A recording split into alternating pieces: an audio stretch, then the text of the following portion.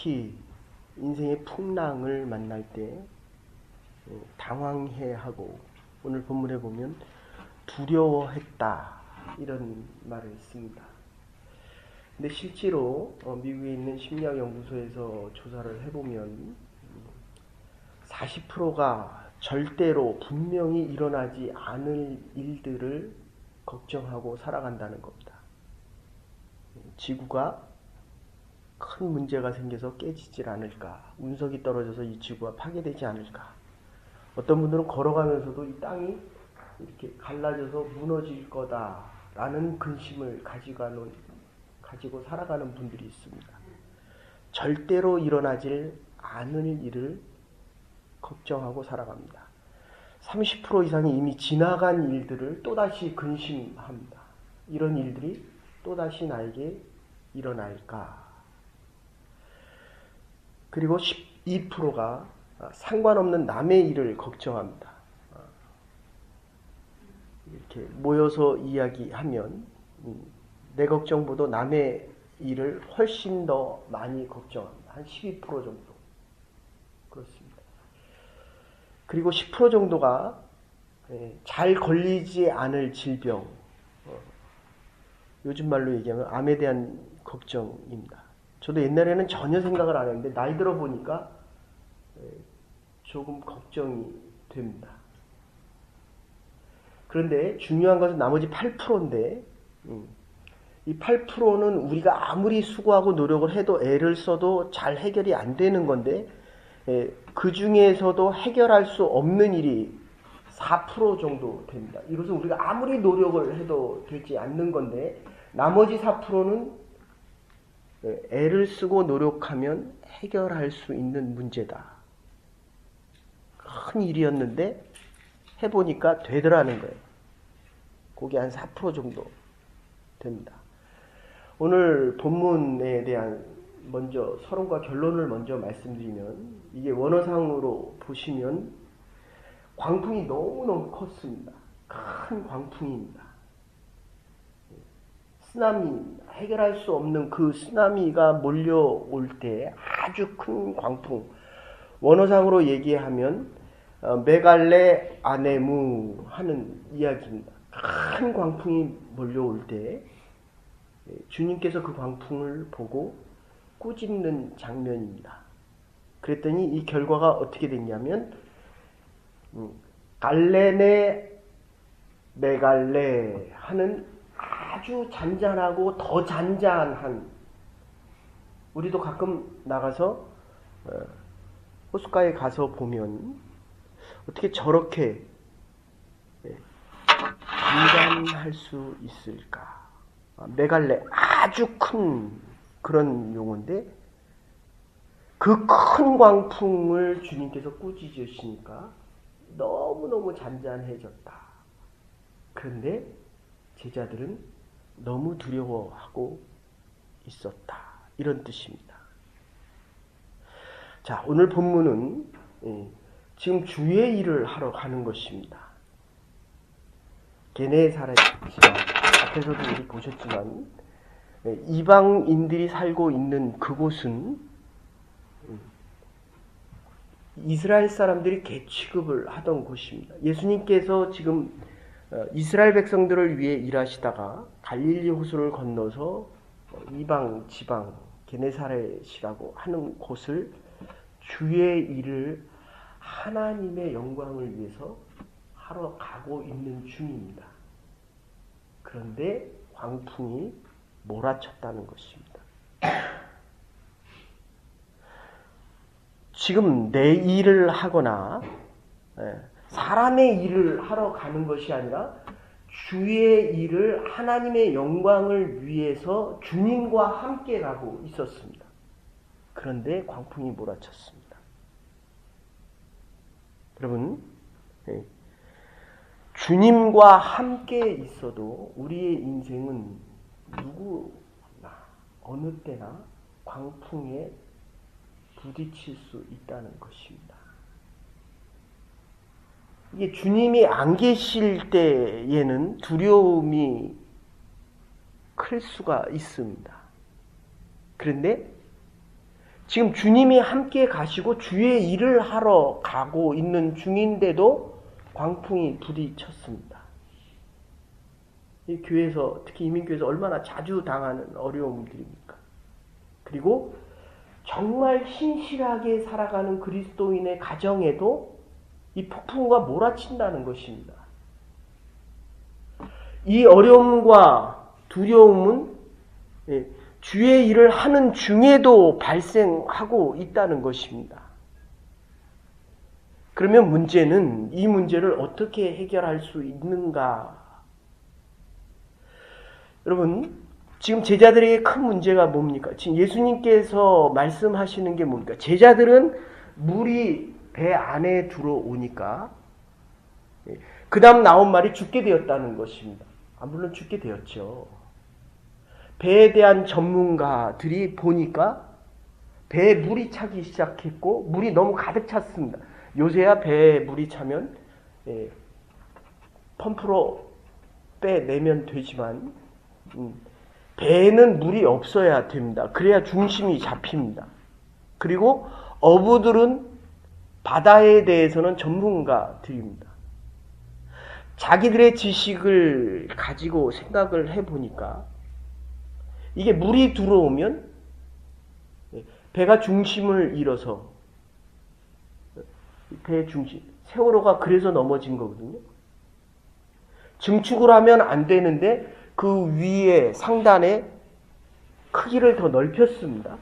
그랬더니 중심이 평상시에는 괜찮은데 바람이 몰아치고 더 큰 광풍이 몰아치니까 이게 중심이 안 잡힌 거예요.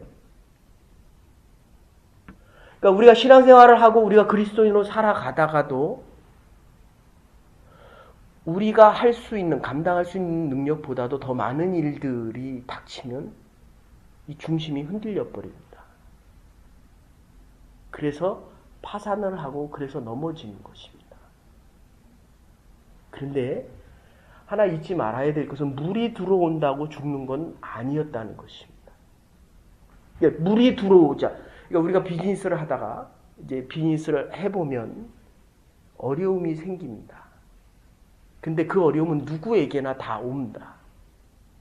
그리스도인으로 살아가고 예수를 모시고 예수님과 함께 하나님의 일을 해나가다가도 어려움이 누구에게나 다 온다는 것입니다. 여러분에게만 시험이 옵니까? 저에게도 옵니다.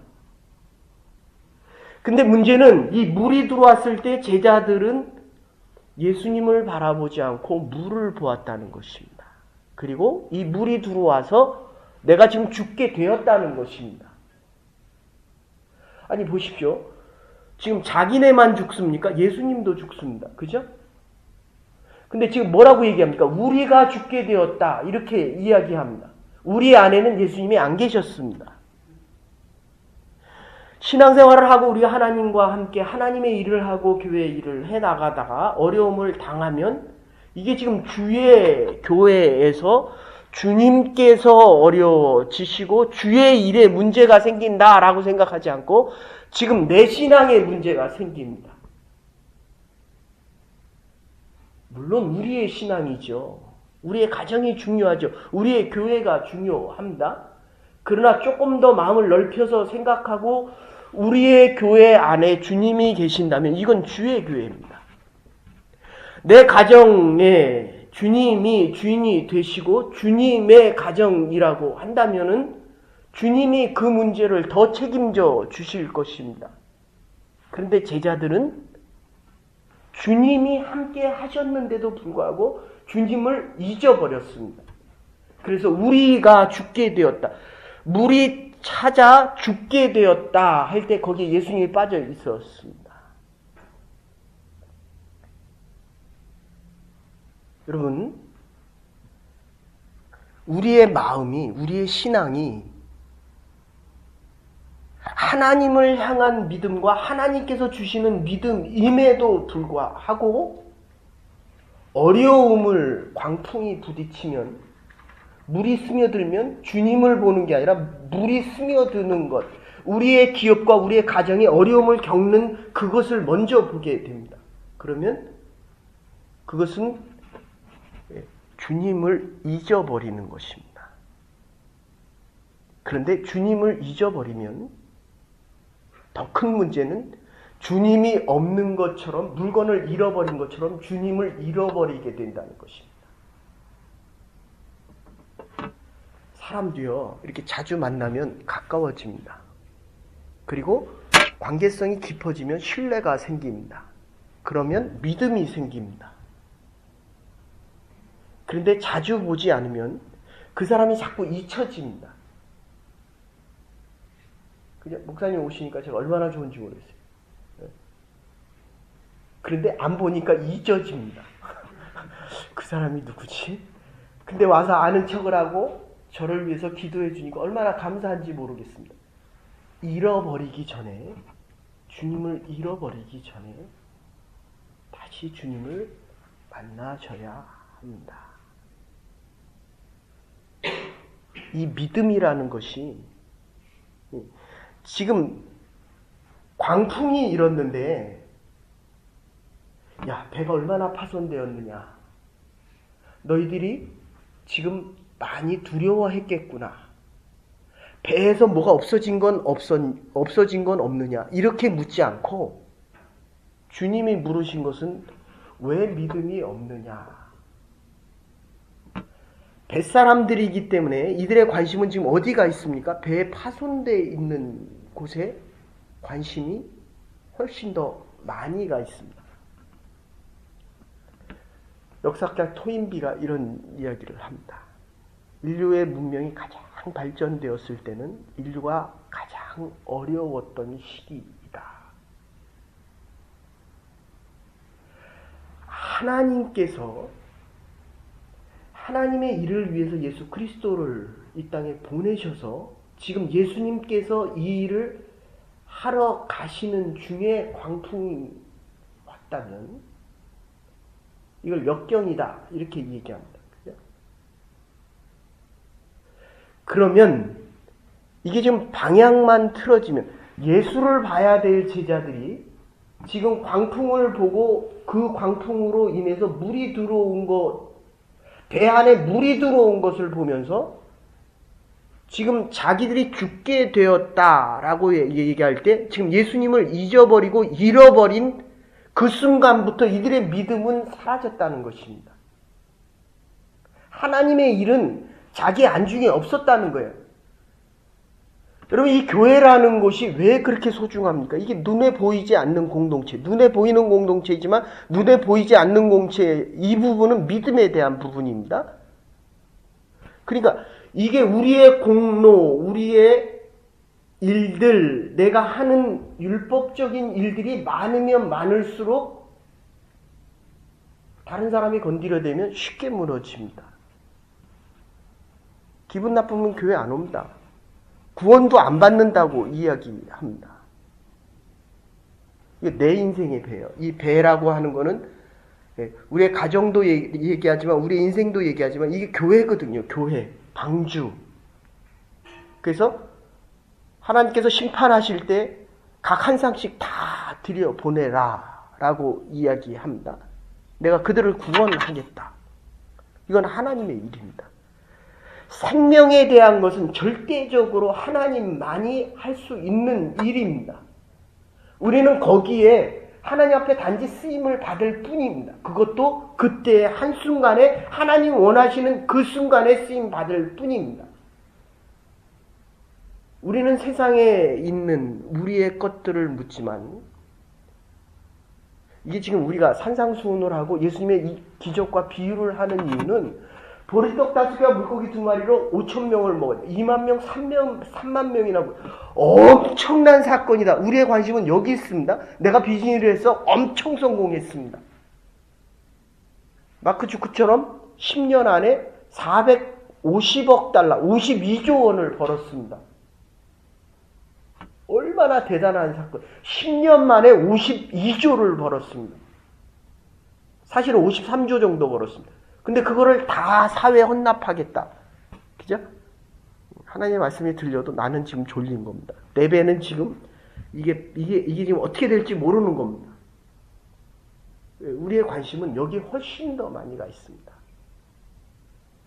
그런데 중요한 것은 주께서는 우리에게 믿음을 물어보십니다.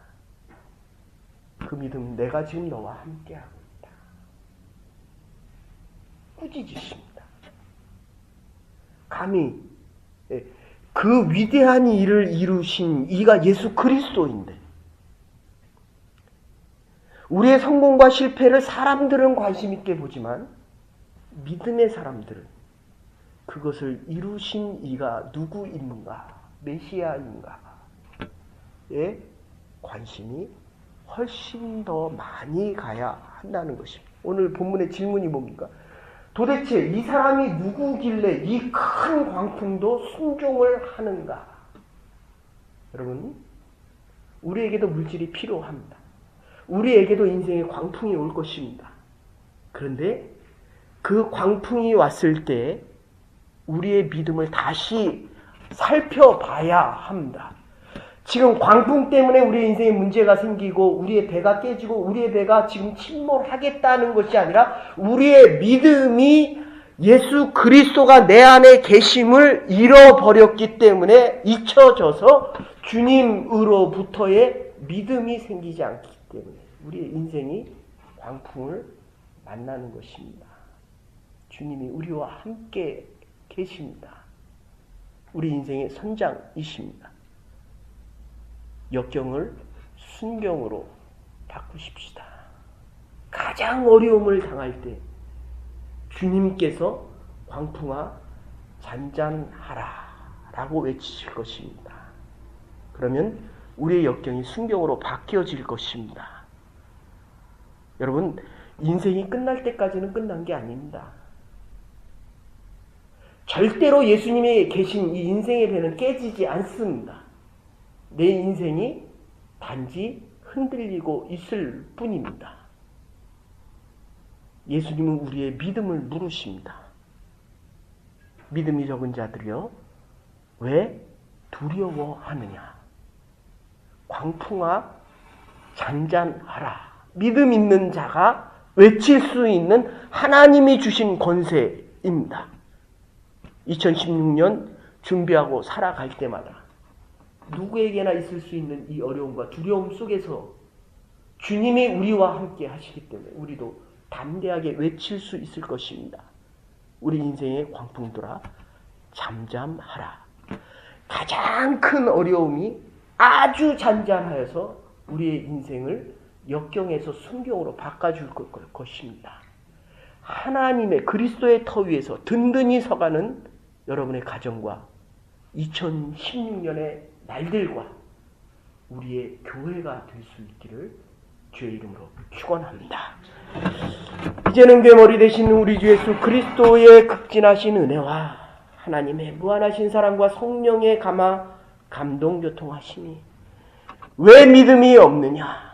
주의 음성을 들으며 믿음 가지고 주님과 함께 하나님의 일을 감당해 나가며 우리의 모든 광풍에게 잠잠하라 외칠 때 우리의 역경이 순경이 되어 하나님의 역사를 이루며 준비하며 살아가기로 결단하는 2016년을 맞이하는 하나님의 백성들에게 우리의 교회와 하나님의 일들을 위해 이제로부터 영원토록 함께 하시옵기를 축원하옵나이다. 아멘. 오늘도 하나님의 역사를 이루며 살아갈 수 있는 믿음의 사람들 될 수 있게 하옵소서.